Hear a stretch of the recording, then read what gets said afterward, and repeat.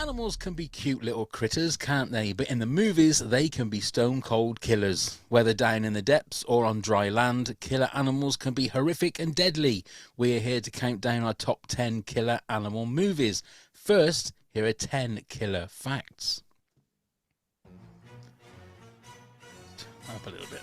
Number 1. The first time John Williams played the famous Dun Dun theme to Spielberg, the director actually thought it was a joke. Spielberg grew to love it though, and says Williams is responsible for 50% of the success of the film and calls the score his greatest contribution to any of my films.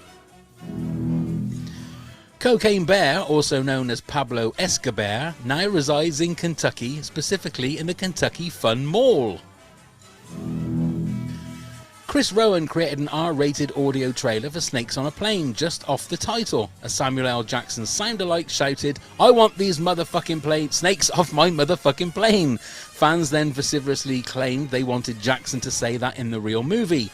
During the R-rated reshoots, Jackson and the studio obliged. Steven Spielberg described Piranha as the best of the Jaws rip-offs. He and Joe Dante later collaborated on Twilight Zone the movie. Richard Dreyfuss, who played Hooper in Jaws, later had a cameo in the opening scene of the 2010 remake Piranha 3D. Most of the spiders used in the film Arachnophobia were real. They used 300 Avondale spiders from New Zealand. These spiders were chosen because of their large size, social attitudes, and harmlessness to humans. The man who created the crocodile for the film Lake Placid was none other than Stan Winston. Winston was also the creator of the monsters in Aliens and Jurassic Park. Alfred Hitchcock revealed on the Dick Cavett Show in 1968 that 3,200 birds were trained for his movie The Birds. He said the ravens were the cleverest and the seagulls the most vicious. The screenplay for The Ghost in the Darkness was written by William Goldman. Is a fictionalized account of the Tsavo man-eaters, a pair of male lions that terrorized workers in and around Tsavo, Kenya, during the building of the Uganda-Mombasa Railway, East Africa, in 1898. 10 years after Anaconda's theatrical release, Ice Cube released his own director's cut, Iced Anaconda. It used only footage that Ice Cube had shot whilst acting as the cameraman on the original film. Empire magazine called the 10-minute long film the best snake film since Anaconda, giving it 4 stars. And finally, the film Alligator was inspired by Jaws, and like that film, the mechanical villain often malfunctioned. Much like Steven Spielberg had to on Jaws, director Louis Teague either shot around the giant alligator to build suspense, or shot a normal-sized alligator on miniature sets, which is painfully obvious in some shots.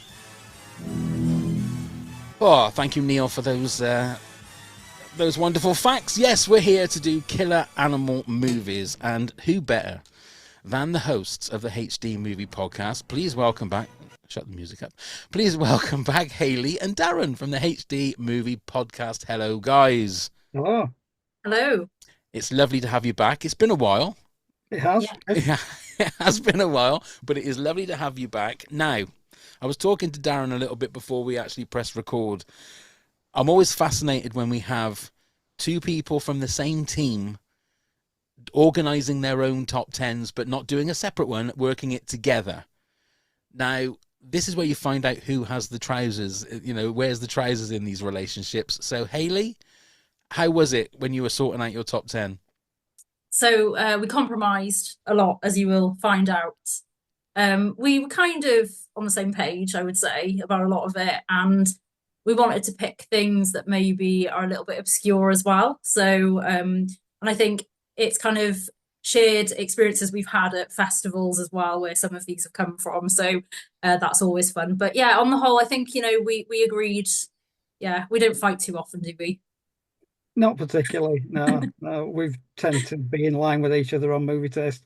Although we did set the rule that we both had to have seen them. We couldn't just drop movies in that the other one hadn't watched. So there might be some surprise omissions because one of us hasn't seen them. And I'm immediately going to break that rule because our number 10 is something Hayley hadn't seen, but I lobbied to get the number 10 movie in there because it's a movie that has to be seen to be believed. I mean, that's a great little teaser there for everybody to start with. Before we go back into this, I've been listening to a few episodes of your podcast. I listened to the Bad Santa episode, and I completely agree. It's, I mean, if you want to call it a black comedy, it is like Father Ted's Socks. It's really, really, really, really, really, really black, because I didn't find anything funny about that movie. I found it really depressing. I don't know. I know what you guys thought about it, Yeah, but absolutely.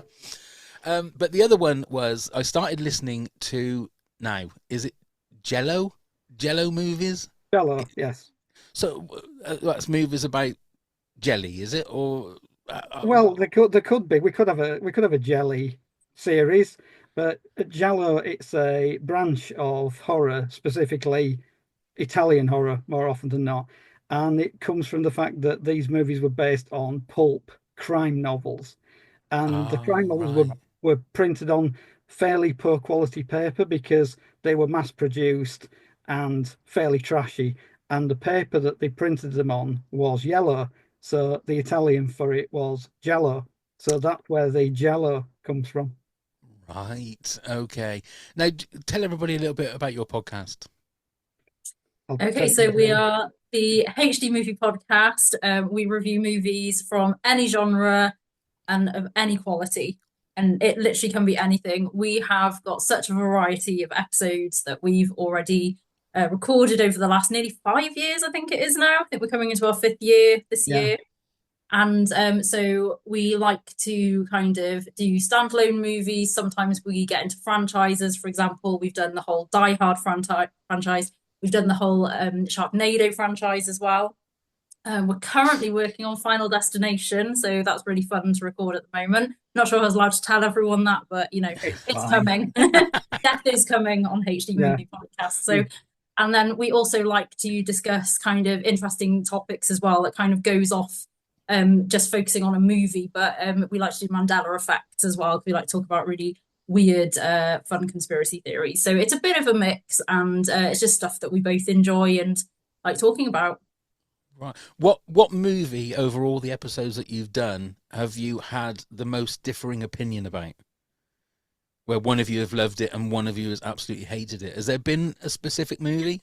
There has, and I think Haley knows what I'm going to say. It's The Boogeyman, Yeah, which was terrible film. episode 4, and it was when we were challenging each other to watch movies that we hadn't seen before. And The Boogeyman is a 1980 slasher movie by Uli Lomel.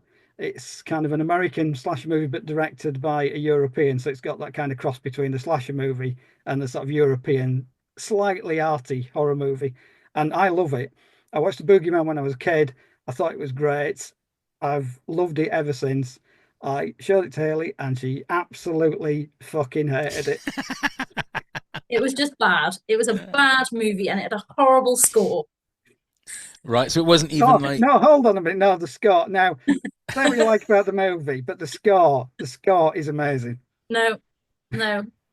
see, now I thought that the quiz halfway through was going to be the thing that's going to split you up as a team, but I didn't realize that question could actually do it before we even get to the quiz. I didn't realize it was going to be that quick an episode. So it's a weekly podcast that you do. Generally, yes. I mean, we do take breaks. I mean, it's not 52 weeks a year. We do kind of have a few breaks mostly because of me, because I'm at horror festivals and things. So Mm, I'm not always around. So if you right. don't see an episode for a few weeks, it's generally my fault. I'm somewhere else.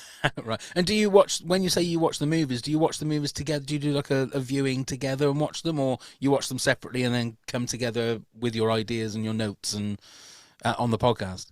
Yeah, separately. So yeah, because we don't live in the same area either. So I'm in Wales, Darren's in Sheffield. So yeah, we just watch it in our own time, and then we talk on Facebook about it. Like we might pass comment to each other about the odd scene in something, or so.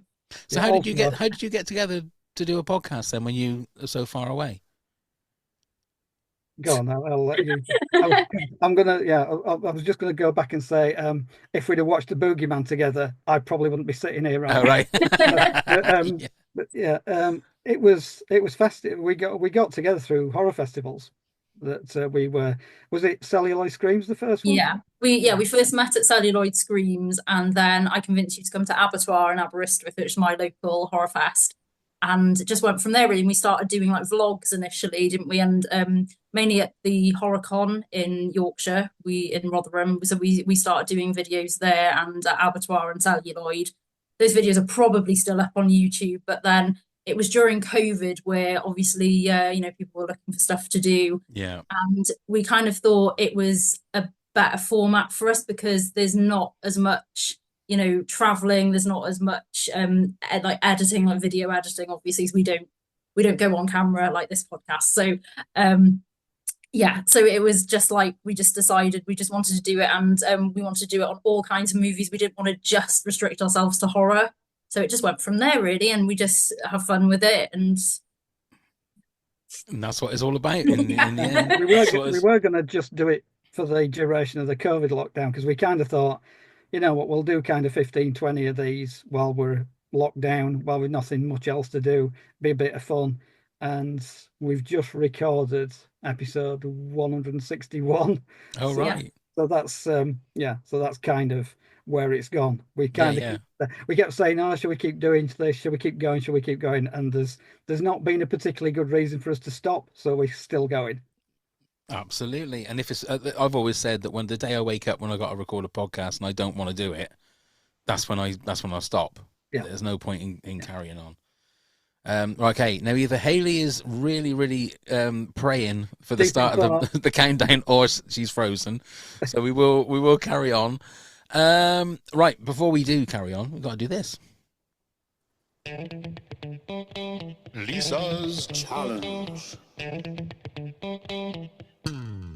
What are you saying? Okay, so Lisa's challenge, basically, Darren, is how many duplicates we're going to have in our top 10. How many you think we're going to have exactly the same? So the same movies out of the 10. And Hayley is back there. I am back. I don't know what happened there. You guys froze on me and then me out. So it looked like you were praying. It stopped with your hands clasped together and your eyes closed. Act of God. It really was. So what we're doing, we're just doing a thing called Lisa's Challenge, Hayley, where you've got to you've got to give me your prediction of how many we're going to have the same. So how many between yours and Darren's top 10 and my top 10 are going to be duplicates? Now, whether you want to do a similar, you want to do the same number between, or whether Darren, you think you've got a different number to Hayley, please let me know. I don't think it's going to be 10, put it this way. I am actually going to say 1. Oh, okay. Hayley, how many do you think? Oh, it's difficult to say because some of these, like, you might have put the same. I don't know. It's going to be a mystery because I'm not sure what killer animal films you enjoy the most. I'm going to go with maybe 3. I'm going to say 3. Okay, I'm going to split the difference then and say 2. Okay. I think because I think if you're connoisseurs of horror, and especially, I mean, originally, well, let's have a total sort of clarification. You said we were going to do shark movies. When I started looking through shark movies, I thought, I don't know the majority of these. So we ended up doing killer animal movies. So I'm going to go for 2. So we'll see. I think Darren's is a good shout, to be fair. I'm thinking, having thought about it, I think maybe 2. So we'll see. But I'm sticking with 1. I'm not gonna change my mind. That's fair enough. Okay, kick us off then with your number 10. Number 10 is the one that Here we go. crowbarred into this list because I think everybody should see this movie, and not because it's any good, just because when you watch it, you'll think, my God, what have I just watched? It's 1972's Night of the Lepus, which is a movie about killer rabbits. Oh. I remember seeing this movie as a kid, and the thing about this movie is that they're very careful not to show you the monster for about half of the movie, maybe over half. And I was thinking, like, why are they not showing us the monster? The reason why they're not showing you the monster is it's because it's a pack of killer rabbits, and no matter what you do, you cannot make a pack of rabbits look menacing when they're diving on people. They just have these shots of miniature sets with normal sized rabbits running through them. It is absolutely hilarious, and I cannot recommend it highly enough. And it's So got they've Janet Leigh in it. It's got Janet Leigh in it. It's got good cast. It's got Janet Leigh. It's got Stuart Whitman. It's got Rory Calhoun in. So proper actors in some absolute rubbish. DeForest Kelly as well. Yeah, Goodness yeah, exactly. me. Yeah. And the setup's really good as well. It's quite tense the first half. You're thinking, oh, what's going on here? And then when they have to finally show the monster, it's a pack of killer rabbits. And the trailer is kind of it's bending over backwards not to tell you what the monster is. It's trying to be so suspenseful and scary, and it works. But when you actually see the movie, you think it's just a pack of killer rabbits rampaging through miniature sets, and it's kind of I don't know what they use to have the giant rabbits when they're attacking people. I think they might have put something on dogs or something. It's thoroughly unconvincing. It's a terrible movie, but at the same time, it has to be on number 10 on here because it's so worth watching. You will never forget seeing this movie. And there are clips of it on YouTube, so that's all I've Yeah. been able to see of this film. Like, if Yeah. I could see it, I would see it because I think it would be a perfect midnight movie film. Yeah. And it'd just be hilarious to watch. And when you see these bunny rabbits, like they're the cutest things, and it's just basically, they filmed these rabbits and that's it. And we're meant to be terrified by them, but it just doesn't work. And yeah, the trailer is quite fun as well. It's that very much kind of old school B-movie creature feature style. So it's a lot of fun. And it's an MGM release as well. So I don't know how like big this film was or if anything, but it's really hard to source in the UK as well. I think was it Scream Factory have released Yeah, it over Screen in the Factory have got US, it. but So if you're in the States, you can get it on Screen Factory. But yeah, I think MGM. Yeah, I don't think they buried the movie, but I think they kind of shifted it to one side fairly quickly.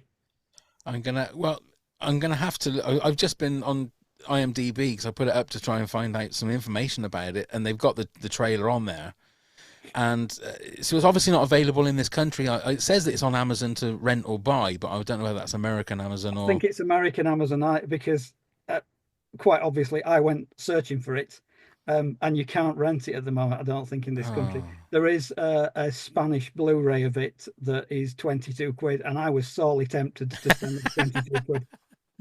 Because Neil and I have started doing for our Patreon subscribers, we do once a month we watch a shite movie and we put the commentary up on our Patreon. Shite movie night we call it. This looks a perfect one to put It's to absolute do. shite. Yeah, Yeah.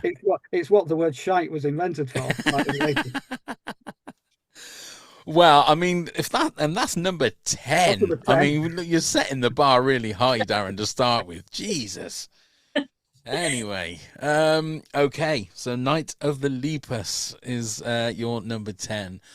My number 10, now I went to the cinema to watch this, and it's Piranha 3D. I'd never watched any of the other Piranha movies, and I think it was because it was the 3D thing, but I paid my money again just to see Jerry O'Connell's bitten off penis in 3D floating in the water. That was worth the money. Just take my money for a shot like that. Also, the fact that, like, as I said in the facts, that you got Richard Dreyfuss, apparent sort of is it Hooper from Jaws at the start of the movie. There's loads of other famous people that you see just cropping up every so often. It's loads of fun as a movie. Again, it's not a great movie, but I really enjoyed it, so I thought it had to be sort of in my top 10. Well, shall we reveal where we had it in our list? Go on then. yeah, so it was number 6 for Oh, us. well, there you go then. Yeah, so I thought we would have more crossovers. Well, we don't know yet, but I'm gonna guess we will. But yeah, it's just over the top fun, isn't it? It's like a summery popcorn flick, and it was in the heyday of the like 3D popularity of the 3D in cinemas as well. Like there was a good few horror movies back then in the early 2010s where you go and watch them in 3D, and it was just fun to see all the gore popping out at you. And this film still holds up. We watched it for our Summer of Sharks series last summer, and we had a really good time with it. And I enjoyed it more than the original because I think the original tries to play it a bit too serious, but this is just, you know, it's campy horror. Yes. And it's got its tongue firmly planted in its cheek, and it's almost winking at the audience. But it's, I think you go to that, you're not expecting Shakespeare when you go and see a movie called Piranha 3D, do you? That's the thing. So But I can remember really coming out of the cinema and going, that actually was a pretty good movie, you know, for what it is. You go in there expecting that kind of thing. So, okay, that's our first duplicate of the day. So that's pretty good. Okay, you're number 9 then, please. Do you want me to reveal this one? Yeah, you can introduce this one. Story time. So this was your first abattoir, Darren. I think it yeah. was 2016, am I correct? Yes. Yeah. 2016. So we're going to go all the way back to 2016 for this one. And in Abattoir, every year they have a bad film club segment. So there's Nico and Joe's Bad Film Club, and every year they just pick some bad movie and do a live commentary to it. It is one of the highlights of the festival, and it's always fun to find out what film they're going to choose. So in 2016, I mean, this is probably one of the best bad film clubs that ever was. And the film that they chose was called Uninvited, and it came out in 1988, and everybody is sitting in the audience probably has never even heard of this film. It's the kind of thing I can imagine you pick up in a bargain bin in Poundland or something like that. But then Darren pipes up and goes, oh, this one, I've seen it. Now, the reason this film is so distinctive is because you will never look at a cat in the same way again. And I've quoted that directly from the trailer, because this is about a monster cat inside a domestic cat terrorizing people on a boat. Okay. Not that old trope again. Oh my God, I'm getting bored of movies like that. Yeah, it's not just a killer cat, it's a killer cat inside a cat. Yeah. And again, cast.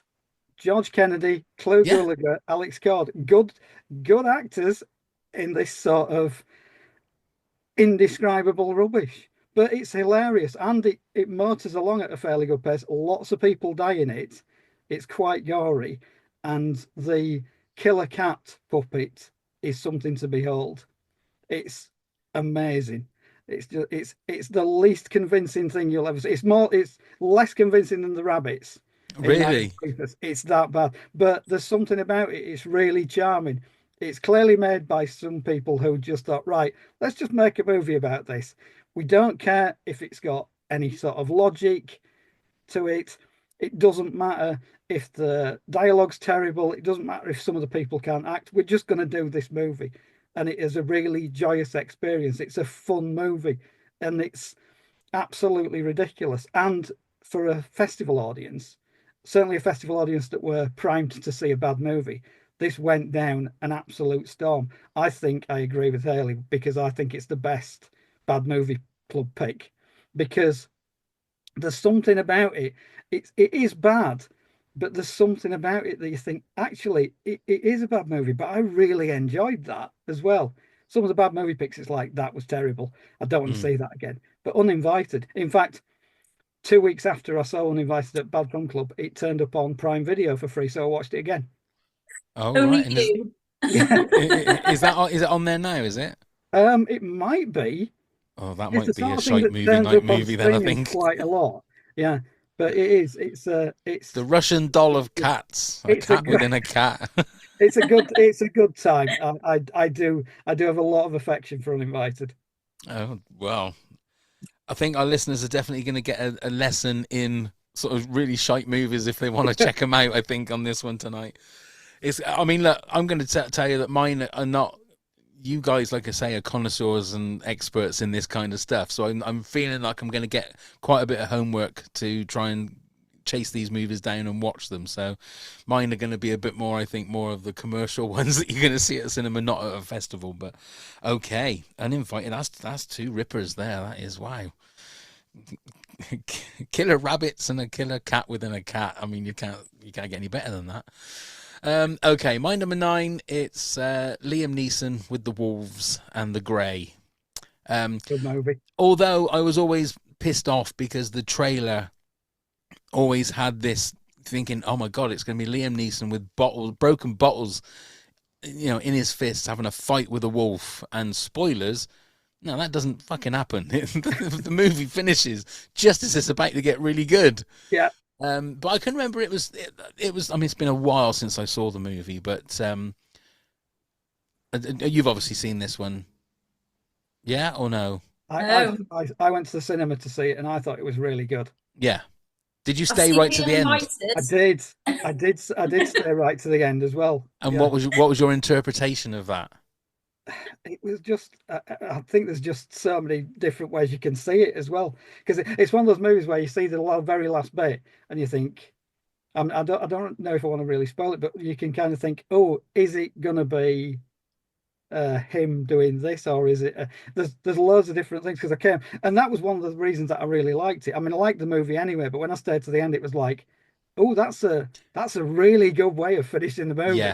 Yeah, I thought it was very, very good, because it's, I mean, again, whether you want to spoil it or not, but it's just like a mixed mash of different kind of hair, all clumped up together, and you don't know what's happening and what it is to start with, but it was very. I like Liam Neeson anyway. I think he's a great actor, but it was good. But like I say, the trailer sold you on this, what you thought it was going to be. It was like a man versus beast kind of all-out war, and it wasn't quite that, but it was still a great movie. And you've not seen it, Hayley?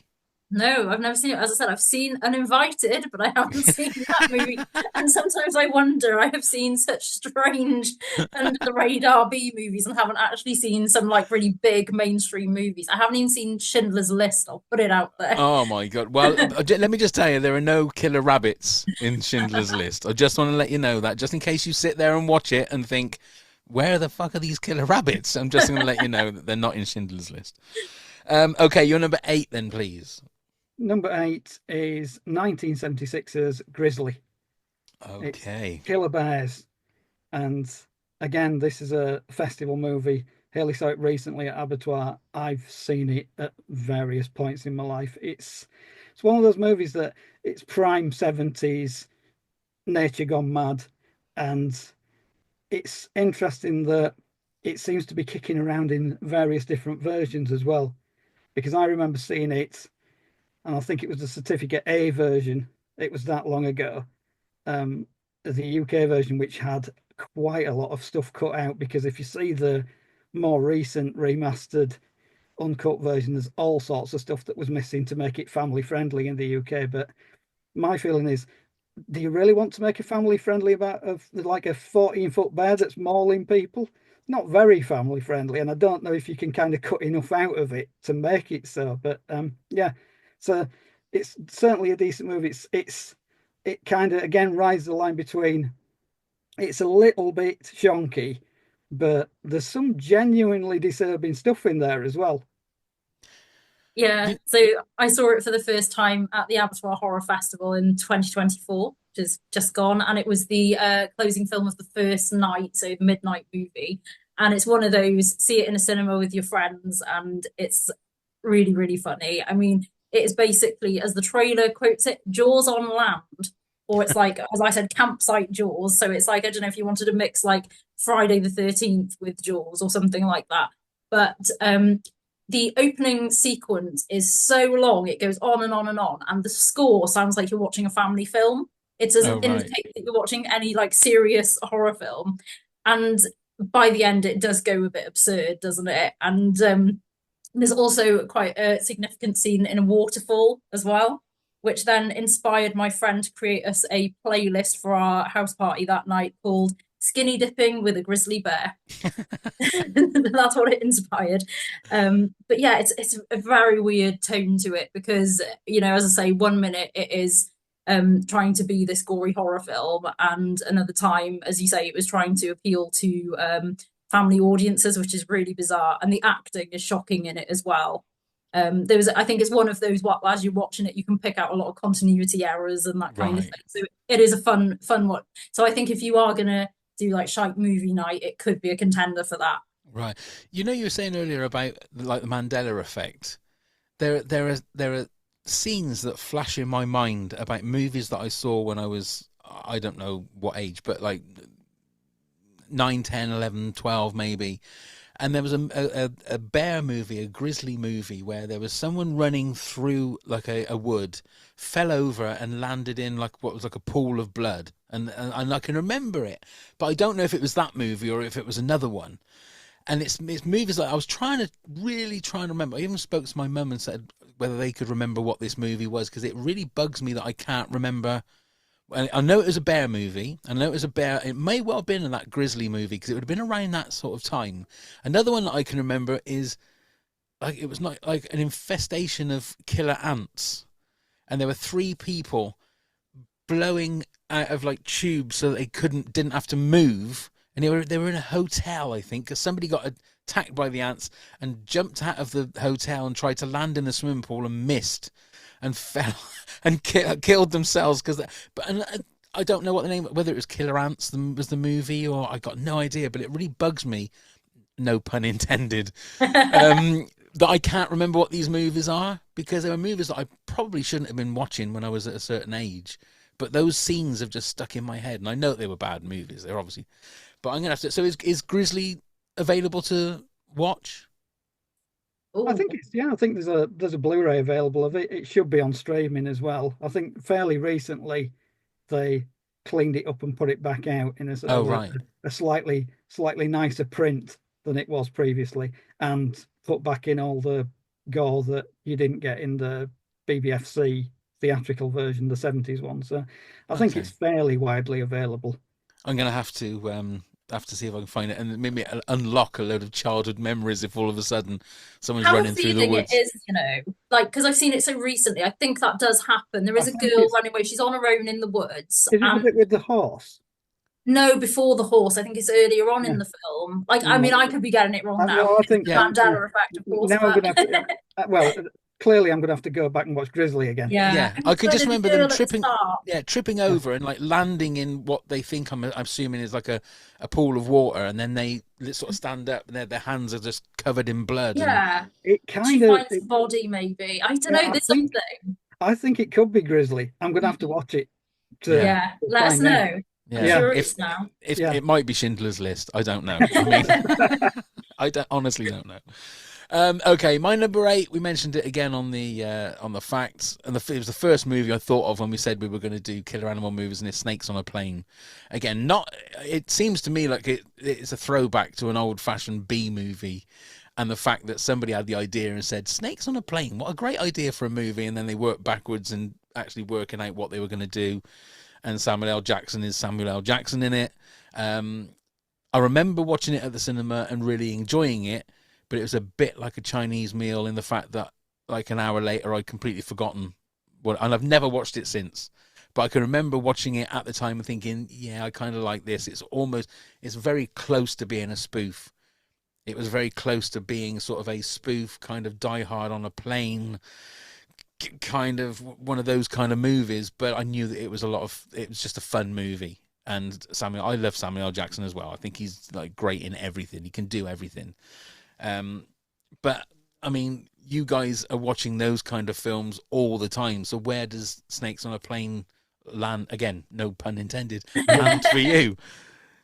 We did discuss it about whether it should go in the top 10. It didn't make it into the top 10, but I guess because of some of the dreadful shit that we watch, the fact that Snakes on a Plane is a movie that's made properly with a half decent budget and a decent actor in it, it's the sort of thing that we will usually gravitate towards after we've seen like 15 shark movies that have all got the same plot and have got CGI, and we're fed up of seeing CGI shark for the 15th time. Definitely. I saw Snakes on the Plane when it came out, and like you, I think it was a one-time watch. Like, I went to see it in the cinema when I was a teenager. I had the poster of Samuel L. Jackson and the famous quote. I remember having that in my room. And I remember, enjoying the film. And there was also an Asylum copycat as well that came out around the time, Snakes on a Train. Never watched it, but I always remember being aware of it. So I think the only reason it didn't make our cut was because it's been so long since we've seen it. So, had we seen it more recently, maybe. But yeah, it's a good choice, I think. Right, that's okay then. Now, I don't want to preempt anything in case you have this movie further up in your top 10.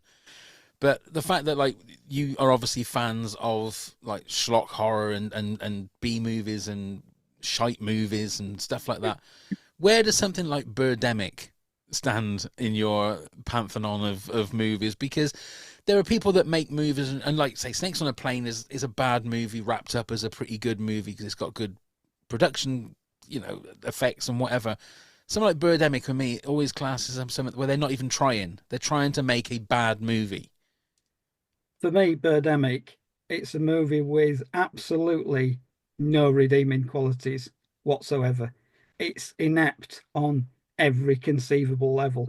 Yeah. I do remember sitting through Birdemic and about 40 minutes in thinking, I want this movie to be over. I've had enough of it, but I did stick it to the end. Well, weirdly enough, the second Birdemic, it's still like somebody dragging their fingernails down a blackboard, but it's not quite as bad as the first one. I think they've learned a couple of things from the first movie. They haven't learned a lot, but I mean, the only thing I can say about Birdemic 2 is it's better than Birdemic 1. But I just couldn't bring myself to sit through it again.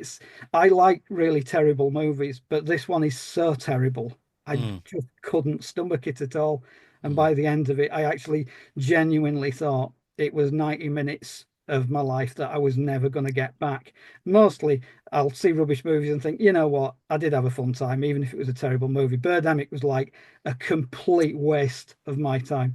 Yeah. And I don't say that about movies often, No. apart from You're Cordially Invited, which you'll get to hear in a couple of weeks on the podcast. And Try to Hayley, erase that one. have you seen Birdemic? Not as a full movie. So Right. I was aware of it because I used to watch a lot of stuff like Nostalgia Critic and that kind of thing. So I think I saw reviews of it and lots of clips of it. And I think it was funny to me seeing a commentary about this movie, but I've never actually sat down and seen it as a whole. I don't know where it's available. And obviously, judging by Darren, I don't think he's going to let us do it for podcast. And he's not going to put himself through that pain No. again. Well, if you want me to break the swearing record for the podcast episodes, then we can give it a go. But Okay, I'll compromise with you. You've got a choice, Birdemic or Santa Claus. right, we'll do Birdemic. Is that Santa Claus with Tim Allen or Santa is, Claus the movie? Oh, right, fair enough, fair enough. But I think the thing is like you can't compare them because people will say, oh, like you've got The Room, the Tommy Wiseau movies, or I don't know if you've seen any of Neil Breen's movies. Oh, yeah. That was the movie Shite Night that we paid I paid $12.99 right for Twisted Pair. We watched it. We recorded it, and the recording didn't come out. So not only did we give Neil Breen $12.99 of my money, we sat and watched the movie and still never got any like product out of it. We never got anything. It was like, but those people are making what they think is Citizen Kane. Whereas I'm sure the people that made Birdemic were going, let's make a real shit movie and see if we can make some money out of it. And that's where I think it's wrong. That's what I think it's, like you say, no redeemable qualities. But so, Hugh, you haven't got it further on up in your top 10. That's what I was worried about. It's not there. Because if you'd have gone, oh my God, that's one of the best films I've ever seen, I think I've just would have pressed unrecord or whatever the opposite is. Okay, so that was my number 8. So your number 7 then, please. Oh, okay. Number 7 is a movie that we've already covered in our last Summer of Sharks and Friends series. It is 2014's Zombievers, and this was also a festival crowd pleaser back in 2014. It played Fright Fest and I think a few other festivals. I didn't actually get to see it until last year, but it was worth the wait because, again, it's one of those that is so much fun.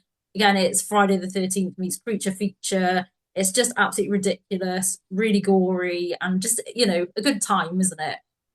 It is, yeah. It's one of those movies as well that, on the face of it, it's stupid, and it's just ludicrous plots, and it's a really kind of short throwaway flick. But at the same time, it's quite well written, and it's quite well acted, and there's something going on that people who made this obviously know their horror and they know their slashers. So there's lots and lots of self-referential stuff going on in there. There's lots and lots of meta things happening. So this silly movie called Zombievers, if you actually watch it probably the second time when you've got over all the splashy stuff and you actually watch it with a clearer head, you end up thinking, actually, this is a reasonably smart movie considering it's called Zombievers, which is a bit of a surprise. It's it was a movie that we knew about a long time ago because we Bob Schaefer, who plays Bob Vance of Vance Refrigeration, that's in it. Yeah. We actually, when me and Neil back in 2016, we went to LA for a week, and we met up with Bob Schaefer because he was making a film, and he very kindly brought us back to his condo, and we watched his film, and he was talking about Zombievers, and he was talking about all these other movies, so we ended up watching it, and I really enjoyed it. I thought it was such a fun movie, and I completely forgot about it until you said it just then, and it should be in my top 10, so I will give you that. It's totally batshit crazy. But it's such a fun movie in the same sort of vein as Piranha 3D. I think it was that same kind of vein, but that's a great one. That's a great, yeah. Oh, bollocks. I should have put that one in. That would have been another one. Okay, my number 7.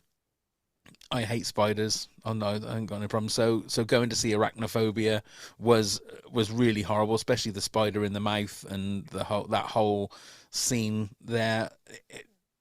It's a great film for me, but I've only ever watched it maybe 1 or 2 times because I don't mind it if it's like the big spiders in Harry Potter or in Lord of the Rings, because although they look creepy, you know they're not real because they're big, massive spiders. But when you see that guy, I think, isn't he sucking on a tube or a pipe or something, and all of a sudden you hear the boom where it stops, and then he's got this spider in his mouth, and I'm thinking they probably had to film that, for real, because there was not really much CGI going on when Arachnophobia was on. But yeah, it's a great film. But like I say, I haven't seen it for probably 20 years, maybe.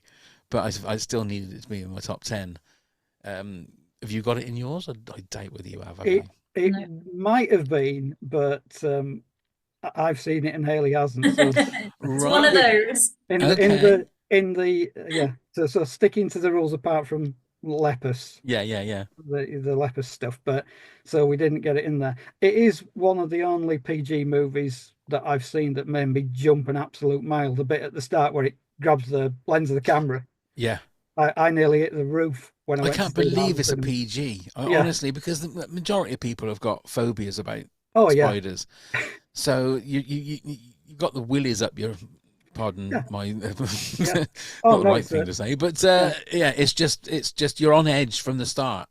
And it's maybe I should go back and watch it again and see if it holds up. I don't know whether it does or not, but anyway, that's my number 7. So your number 6 was Piranha 3D. It was, so my number 6 now. There's a couple I've got in here that I don't know whether they're going to be contentious, whether you're going to say, well, that doesn't really count as a killer animal. I mean, gorillas are killer animals, aren't they? So if it's a big, massive gorilla, I mean, I was trying to decide which King Kong movie to put in. So I've gone for another Samuel L. Jackson movie. Actually, I've gone for Kong Skull Island. Because again, I find that was like loads of fun. They seem to have gone away from that fun with the next sort of Godzilla Kong movies. They sort of moved away from it, and I've really lost interest in any of those. What are they, King of the Monsters or whatever they're called? Yeah. But Kong Skull Island was, I mean, John C. Reilly was great in it for a start, but there were so many, big stars, Brie Larson and Tom Hiddleston and all these people in it. So I really enjoyed that one. Now, I don't know whether, I don't want to preempt anything that's in your other 5, whether you've gone for any of the Kong movies, but we haven't. That was kind of a consideration. I would have probably gone for 1933 Kong, because I've got nostalgia for, again, seeing that movie as a kid. Yeah. So when they used to do the Monster Double Bill stuff on BBC Two, and I remember seeing the 33 King Kong on that and absolutely loving it. But Skull Island is a good movie, and you're right. It kind of gets down to the business pretty quickly, and it's all action and it's a few laughs, and it's not quite as bloated as the more recent ones. I watched is it Godzilla times Kong: The New Empire? God, that was boring. Yeah, it was just. I don't know. Somebody thought that would be interesting to have the last half an hour with CGI creatures just battering the hell out of everything. And yeah, 5 minutes. Yeah, fine. 30 minutes. No. Yeah. So But that I was mean, exactly the same as the one before that, whichever yes, that one, exactly. and Yeah. the one before that as well. They Yeah. just seem Yeah. to think, let's just throw all these pixels up on the screen and we'll see it. We'll see how it goes. But Yeah. and what about you, Hayley? What's your favourite Kong movie? I have to confess, I don't think I've watched any. Oh, none of them I at know, all? I know. I don't think I mean, I remember one came out, I want to say around 2005, and I kept seeing the trailer for it, but I That was the didn't Peter think. Jackson one, I think, wasn't it? Yeah. Yeah. So it's one again, like it's not something that's like majorly on my radar, so I've just not seen it. But do I watch King Kong before Schindler's List? This is something to really think about now. What So, a double yes. bill that is. Yeah, that's gonna mess with your head. Kong followed by Schindler's List. So I think I've limited the list a bit with my lack of knowledge on certain movies, but you know, we've compromised. That's fair enough. Dear. Okay, we're halfway through, so it's time for this. Pop quiz, hot shot. Yes, pop quiz, hot shot. Okay, and it's going to be great now because we have two people fighting against each other to see who can win the pop Probably quiz, Darren. hot shot. So Calling what I'm it going now. to do, well, you've got 5 each. I'm going to give you the tagline, like the poster tagline for a animal or killer animal movie. You need to tell me what the movie is. Okay. We'll do ladies first, and Okay. if you don't get it right or you don't know, then we'll move over to Darren and you can get. So it's 2 points for a correct answer, 1 point if you get the bonus. So number 1, this one's for you, Hayley. Live or die on this day. That could be anything. It could be That could literally. literally be It anything. could literally be anything. I'll give you a clue. They're all sort of like more commercial movies as opposed to the ones that you guys devour. But Okay. anyway, live or die on this day. And it's a creature feature. It's a killer animal movie. Yeah. That. I'm going to guess Jurassic World. I'm probably wrong, but I'm going for that. Way wrong answer. It's not right. Darren, for a bonus point. That's an interesting. I don't think I know what it is. Live or die on this day. Day of the Animals. Way wrong answer. No, it was The Grey. It was The Grey. Oh, right. There you go. Okay, I got that. Darren, this one's for you. Yeah. Bigger, smarter, faster, meaner. Oh God. Bigger, faster, smart. To be fair, all of these could probably be anything, Yeah. to be honest. But bigger, smarter, faster, meaner. That's the meaner. I don't know. Do you want to have a guess? I couldn't think of it. No? I mean, I can't even think of a title. Way wrong answer. Okay, Hayley? Is it something like Predator? Something like that? Way wrong It's answer. not. It's Deep Blue Sea. Oh my God. Another That was Samuel, We really like that movie as well. This is terrible. another is Samuel L. painful. Jackson Yeah. movie. Okay, your second one, Hayley. 8 legs, 2 fangs, and an attitude.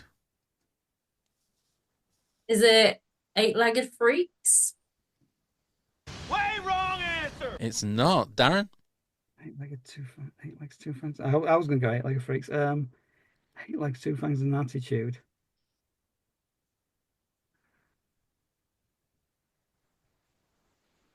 You can No, cut the atmosphere I with a could be here all knife. night. But if I No? no, Okay. Tarantula. Way wrong answer. It was arachnophobia. Oh, which we It just talked about. just talked about, yeah. Arachnophobia. Okay, so Darren, this is your second one. Sit back, relax, and enjoy the fright. Sit back and relax and enjoy the fright.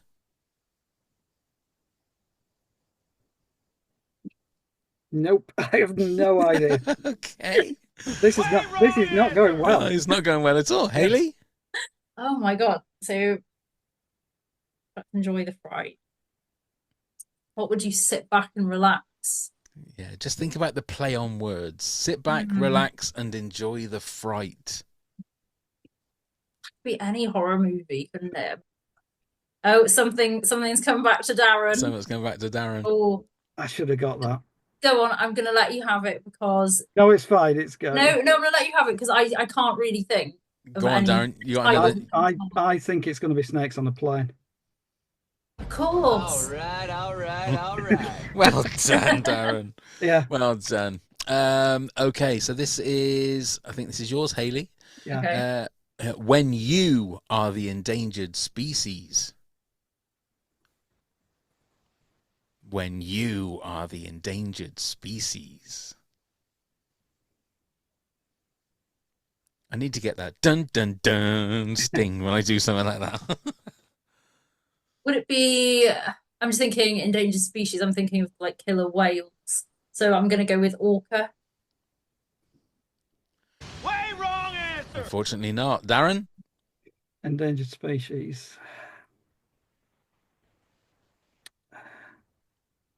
Oh, wait, I'm going to go with, this is probably not right, but I'm going to go with Ghost in the Darkness. No, it's Way wrong answer. Congo. Oh, the Michael Crichton. Congo, indeed. Yeah. Darren, here's yours. When you can't breathe, you can't scream.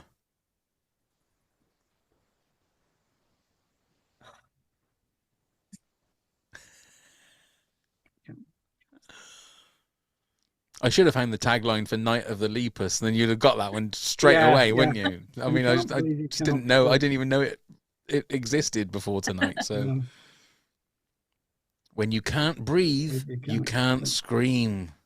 Sounds so familiar.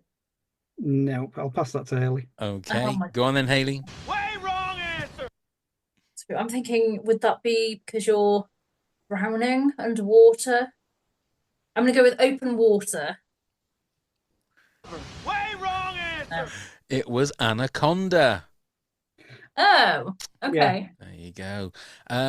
So it is now Hayley's go. Now there's a new name for terror. Now that is about as down the middle as you can get for a horror film. So I apologise for that. Hayley, you've had some really bad ones tonight. I apologise for that. Okay. How can I? I mean, well, now there's a new name for terror, but obviously it's a killer animal. Cujo. All right. Well done. Yes, 2 I got points one for Hayley. Well done. Well done. Okay, Darren, prepare to jump out of your skin.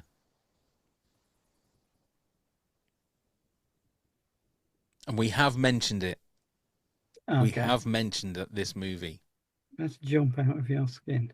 Prepare to jump out of your skin.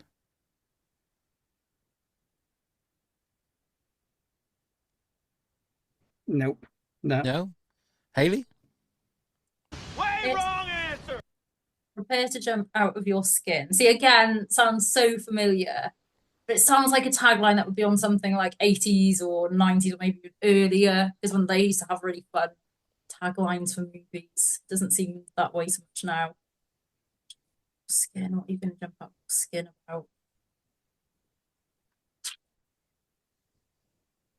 Lake Placid? Just a guess. It's probably wrong. But No, it was open water. One that you said earlier on. I I just thought, couldn't have associated that with I thought when you said Lake Placid, I thought, yeah, that's a good one. Yeah. Yeah. There you go. Okay, Hayley, this one is for you. Pray for the hunters. Pray for the hunters. Pray Oh. for the hunters. Again, just like I can imagine seeing that on a video cover somewhere. But again, it could be anything.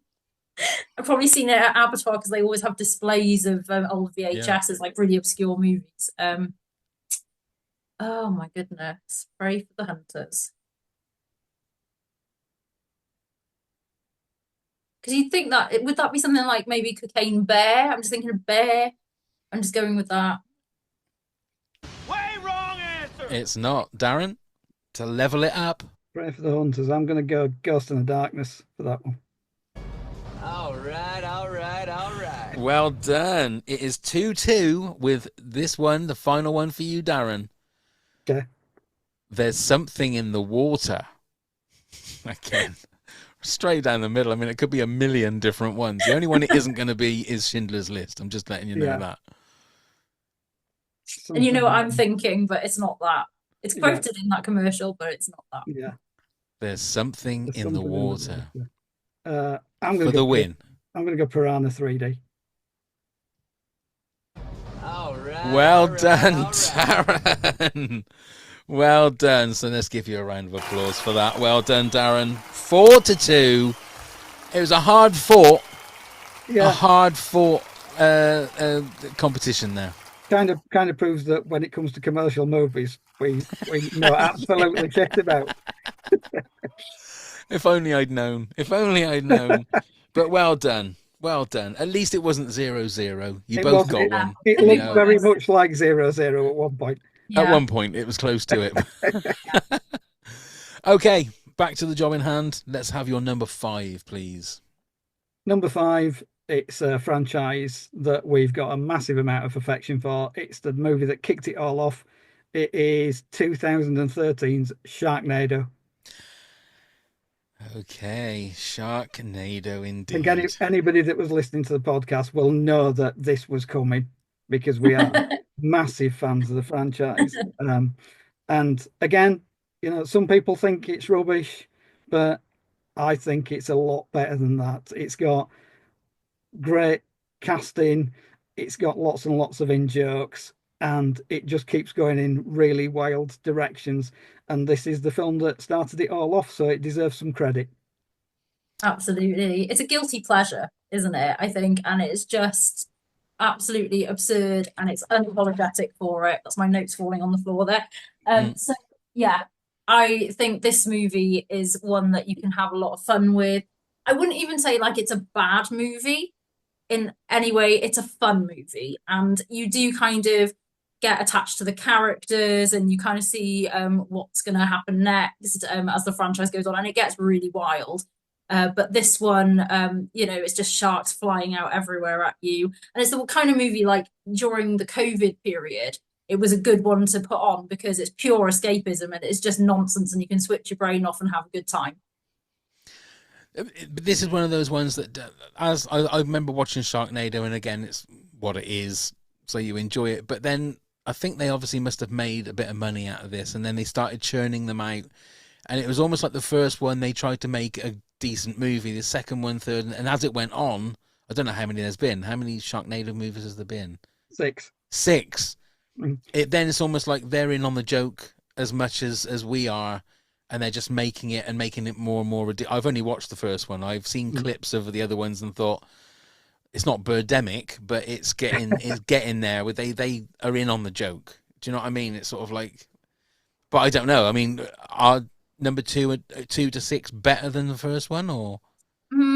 We liked, I want to say, was it number 3 we really enjoyed? Yeah, number 3's good. I Yeah. mean, they've all got something to commend them because they go off in all sorts of different bizarre directions, and the stunt casting gets more and more bizarre as it gets along. So you've got Jedward appearing in one of the movies. You are fucking kidding me. No, Jedward show up in one of the Sharknado movies. So you've They got had a song for it, I'm pretty sure. yeah. They won the soundtrack. Yeah, Dolph Lundgren turns up in one of them. It's just random casting. So anybody that happened to be reasonably well known at the time shows up in Sharknado, usually to get killed by a shark. And I think there were loads of people who just wanted to turn up so they could get eaten by the sharks in Sharknado. So it kind of became a bit of an in-joke, but they do kind of balance out all these celebrity cameos with something approaching a story. And the Tara Reid character arc is absolutely fucking ridiculous in Sharknado. She's alive, she's dead, she's a robot, she's alive again, she's disappeared, she's gone back in time. It's completely fucking ridiculous. I'm sure Tara Reid is very proud of her work in Sharknado. So she should be. I mean, I'm it's sure- the epitome of so bad it's good, this movie. And Yeah, the I'm sure franchise. Tara Reid is as proud of any work that she's getting. To be fair. Urban legend, No, yeah, Guy. indeed. I need Cruel to. Intentions. She's done some good stuff. She has, bless her. I mean, is she still doing stuff? I don't know. Well, think she's so, waiting yeah. for Sharknado 7, I suppose. Yeah. And Or is she now dead? Is she not? Spoilers for anybody. to slight spoiler, Tara Reid's character is alive at the end of Sharknado 6, so she Right. is available if they reboot the franchise. Reboot the franchise. How about that? Okay, so that's your number 5. My number 5, I could have chosen any of the Planet of the Apes movies, but I've gone for War for the Planet of the Apes because that was the one. What gets me, and I still, even watching, which was the first one, Dawn of the Planet of the Apes, of the like the redos. Yes, it was Yeah, Dawn, it was Dawn. Dawn, then Rise, then War. Then War. Yeah. The special effects of the apes are just incredible. They're, you know, just absolutely incredible. Andy Serkis. But this was the one that had Woody Harrelson in it, and this was the one where it felt to me it was the main changeover from humans being the dominant and the apes taking over, if you like.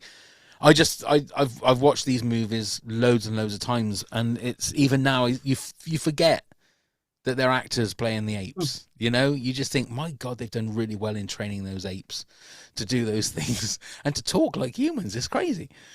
So much better than, say, the Tim Burton Planet of the Apes, which luckily never got like a sequel or anything like that. I could have chosen the original with Charlton Heston because that is a classic. It just is. And I still love the TV series as well. I was at the age...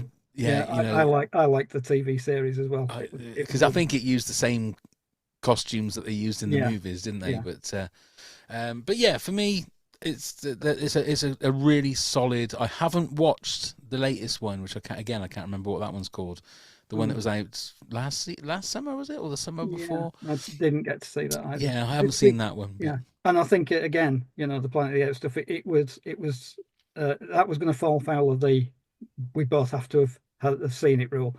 War of the Planet of the Apes was great because I remember seeing it in 4DX. And there's quite a lot of horse riding in that movie. Oh and every time they're on the horse, the chair's going like this. And it was great. And for me, it's kind of a Western as well. War of the Planet of the Apes. It's very kind of stylized like a Western. And I'm a big fan of Westerns. So it's a Planet of the Apes movie. It's got the moving chair in 4DX and it's a Western. Great.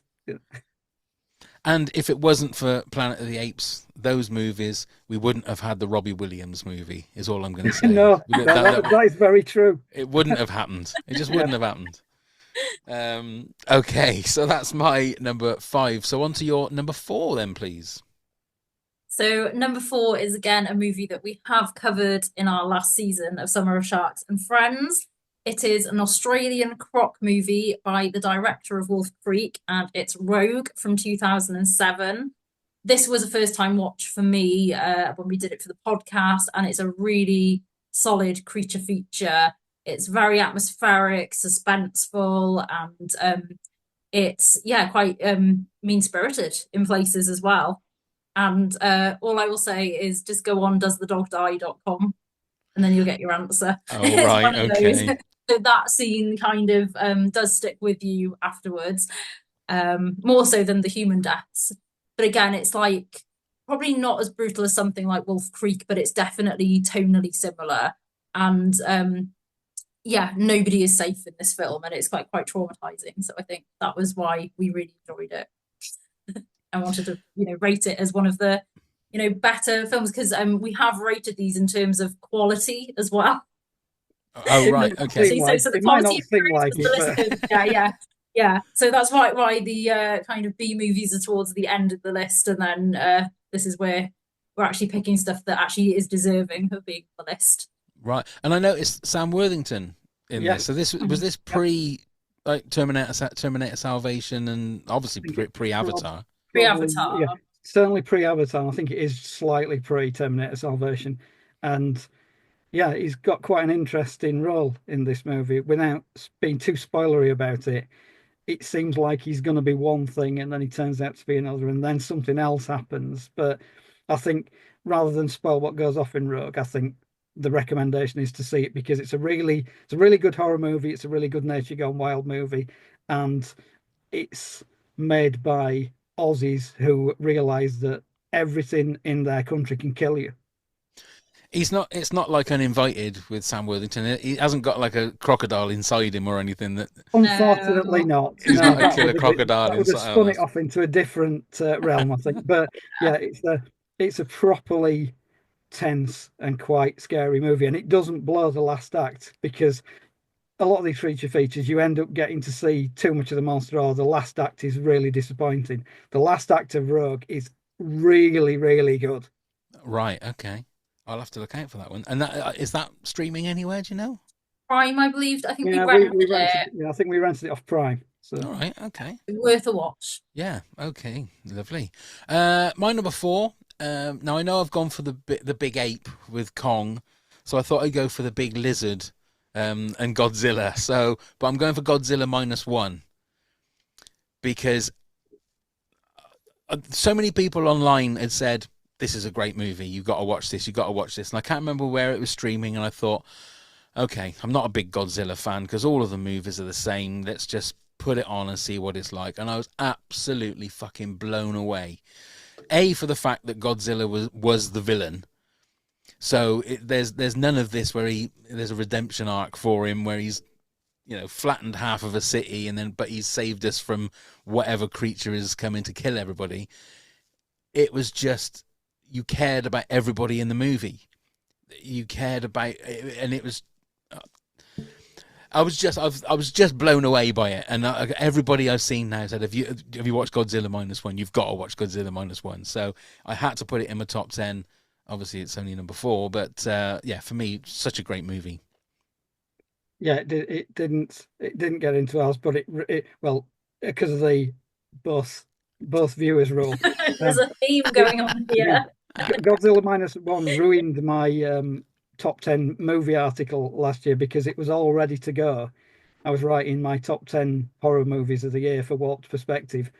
Had it all ready to go, went out to see Godzilla -1 on Boxing Day and thought, well, that's ruined that. I've got to put Godzilla -1 in there. I've got to write it up now, and then I've got to kick one of the movies out. So it spoiled my end of year article, but it was a good reason to spoil it because it is an amazing movie. And you're right, you do care about everybody in that movie, and it's got historical precedents about guilt after the war and people not being heroes and the chance to redeem themselves. And the effects are really, really good as well. And they're not just thrown at the screen. Everything is there for a purpose. And it's properly emotional and it's properly scary and it's brilliant. And I absolutely loved Godzilla -1. Are you not a Godzilla fan, Hayley, or you've just not got round to it?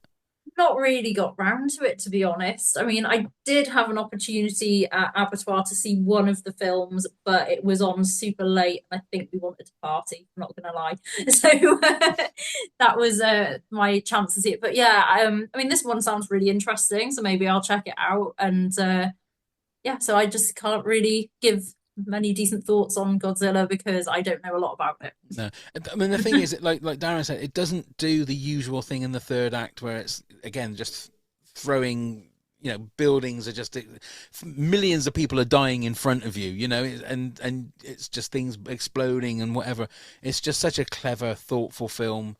I need to watch it again. I really do. But that's my number 4. So your number 3 then, please. Number 3. It's a new name for terror. It's Cujo, 1983's Cujo by Louis Teague, who also directed Alligator. So, yeah, we've got a killer dog in now. And this is simply because it's such a tense movie, and I do have a slight fear of dogs. I was kind of attacked by a dog when I was a kid, so that kind of is always, you know, that's how these kind of fears start. I mean, I'm not afraid of all dogs, and if I know the dog and the owner, like, I'm fine. But it's always like that whole thing in the back of my never trust a dog. And that whole sequence where they're in the car and it's really hot outside and she's trying to protect her son, and it's just like, it's very prolonged as well, and that kind of always sticks with you. And I think it is one of the strongest Stephen King adaptations as well, film wise. So it's definitely one that is, you know, it's a good one. You know, you're being terrorized by man's best friend, and what's scarier than that? And the fact that he looks like Beethoven as well. Yeah. You know, you've got Beethoven in one hand, so but I must admit I've never watched Cujo. I've never seen it, so I need to. And Dee Wallace, who was in E.T. Yeah, Dee Wallace. She's the mum. Yeah, she's the mum in it. I met Dee Wallace at HorrorCon, and just as an aside, and she's lovely. She's such a nice person. Yeah. I bet she is, bless her. Okay. So Cujo, the killer dog who looks like Beethoven. No, I'll watch it. I was gonna say, does the dog die in that one? But I don't want to. I don't want to know. I need to watch. Go watch it. Has there ever been sequels to Cujo? I think there was this one, was there? They were gonna. I mean, they were gonna have a pseudo sequel to Cujo, which was CUJO, and it was some kind of canine sort of military unit, and it was kind of but they never did it. And I was thinking, well, yeah, because that isn't really a sequel to Cujo. It's a movie about a military unit of dogs. It's not Cujo. Right. So, Right. Is there a sequel to it then? There was one called Man's Best Friend, which wasn't a direct sequel. It was kind of a sort of genetically engineered smart dog movie, which kind of goes on the rampage, but it's not as good as Cujo. Even though it's got Ali Sheedy in it, it's not as good as Cujo. Right. Okay. I'm seeing a poster in my head now for Cujo 2 with like Mandela effect. Roman numerals, and it's like there's like a fence and blood on it. Am I just making that up? Because yeah. Gonna have to check it out. Gonna have to see if it's first. I'll screw the Mandela effect. I'm not gonna start a Reddit thread. No, don't do that, for goodness sake. Okay, so that was your number 3. My number 3, I'm going for Cocaine Bear. I really didn't want to see this because I saw the trailer and I thought, I don't really know if this is going to be. And then we watched it. We didn't go to the cinema. I think me and my wife rented it, I think, or we watched it on Sky or whatever it was. And it's such a fun movie. It is gory as anything. It was really surprised me with how much gore there was in it. But it was just really, really fun. And it was I was really surprised because I was not expecting it to be as much fun. I thought the whole point of it being a bear high on cocaine, I thought, well, that joke is going to run out really, really quickly. But the fact that it had so much gore in it, and like real gore, I mean, sort of strong. It wasn't just like comedy. I mean, some of it's for comedy effect. I just love this movie, and I don't know whether Hayley, have you seen this one? So I do work in a cinema, and I remember it coming out, and I remember like people going to see it. But in my defense, I was back off maternity leave. I don't get the opportunity to go as much these days, so it's kind of one that's on my radar. I do want to see it, and I'll catch up eventually. But at this moment in time, I have not seen this film, but it sounds really awesome, so I do want to check it out. Okay, Darren? I was the only person in the cinema that burst out laughing at the ambulance sequence. Oh, right. and then felt quite conscious about it because I was laughing like a drain at the ambulance bit, and everybody else around me was horrified. And I thought, oh really? Yeah, I thought, yeah, maybe this wasn't the best time to just burst out laughing, but I couldn't help myself. I mean, it is one of the gifts of the movie is that at 1 minute you're laughing and the next minute you're wincing because something really, really gross happens. I think it's a great cast as well. Han Solo's in it. Alden Ehrenreich's in it. Ray Liotta, one of his last movies. Really good. That's my number 3. So your number 2, then, please. Number 2, we're going for Killer Whales. We're going for 1977's Orca, or Orca Killer Whale, or Orca the Killer Whale, depending on which version you get to see. But whatever version you get to see, it's a really surprisingly deep movie as well. There's lots of philosophizing in it, amongst the fairly graphic kills in there as well. We did it for the podcast, and I hadn't seen it for a really long time, so I hadn't really remembered a lot about the movie. It was a first watch for Hayley, and we were blown away by it. I'd forgotten just how good a movie Orca is. Got a bit of a slating as well when it first came out from the critics because they said, oh, it's just a Jaws ripoff. Right. It's so much more than a Jaws ripoff. Yeah, absolutely. And I think I was just so surprised because I was going in expecting it to be some schlocky B movie, and it is nothing of the sort. It has a lot of depth to it, and it's really that kind of man versus animal, and kind of the more, as you say, like philosophical or like kind of naturalistic portrayal of it, really, isn't it? And it's you're kind of rooting. I was rooting for the whale, like definitely. It was kind of one of those where it's like, yes, serves the humans right. That is the kind of ethos I took from it. It's very underrated, and it should not be kind of classed in the same category as all these like Jaws rip-offs, where they were like cheap and quick to make, and they were, there's like they're forgettable. But this has a lot more to it, and it's 100% worth seeing. And I think, yeah, it's definitely, as I say, it's number 2. I mean, it obviously it's a very strong contender. I'm gonna have to. I didn't realise that, like, Richard Harris. Yeah, he's great in it. He's absolutely brilliant in it. Yeah, It was Charlotte Rampling's in it. It's again Bo really good Derek. Bo Derek is in it. Derek's in it. And I mean, without getting too spoilery, something dreadful happens to Bo Derek. Oh no! Please tell me nothing happens to Bo. No, it's I mean, no. I mean, not Bo. She doesn't die, but something quite nasty happens to her. Oh. And again, it's like one of the many shocking moments of this movie. I'm gonna have to watch it. And the opening act's got something incredibly disturbing in it. If you're very much of the opinion that whales are very gentle creatures and you don't like to see any harm come to them, there's something in the first 20 minutes of this movie that is just going to drive you absolutely batshit. Okay. Oh, wow. It was only last month, I think, I realised that Jared Harris was Richard Harris's son. Oh, okay, yeah. I had no idea. Absolutely no idea. 'Cause I love him as an actor. I think he's great as an actor. And he was talking about his dad, and I thought, why is he talking about Richard Harris? Oh, his name's Harris. Yeah, of course it is. And 2 and 2 put together. I thought, you absolute idiot. Okay, that's definitely one to go on the list. Orca, number 2. My number 2, I've had big apes, I've had big lizards, so I've gone for dinosaurs. I know I'm stretching it a bit, so I've had to go for Jurassic Park, and we've spoken about Jurassic Park so many different ways and so many different times on this episode, on this podcast, so I'm not going to say any more apart from the fact it's a great movie and it's got killer dinosaurs in there, so I'm going to have that. Hayley, have you seen Jurassic Park? I have. I saw it when I was like 5 years old. And oh God, yeah, make me feel old. Yeah, go on. So yeah, Jurassic Park is a classic, and I think it's responsible for why kids love dinosaurs so much, and dinosaurs are so popular to this day. So. I mean, you can't go like to any sort of family attraction without a dino park included. So it's definitely had long lasting appeal, and it's a huge franchise as well now. But no, the first one, yeah, it's unforgettable. And like the T-Rex scene, it's like the first time you see that. That's pretty amazing. Yeah. So yes, I have seen Jurassic Park, and we did consider it for the list, but I let it go in favor of Killer Bunny Rabbits. I don't think I ever thought I'd ever hear that sentence said out loud. I'm going to get Spielberg's going to be sending me hate mail now. If you listen to this. Well, he does listen. I mean, I get I get correspondence from him all the time, and he's going to be pissed off that you haven't seen Schindler's List as well. So that's going to be another one that's going to piss him off.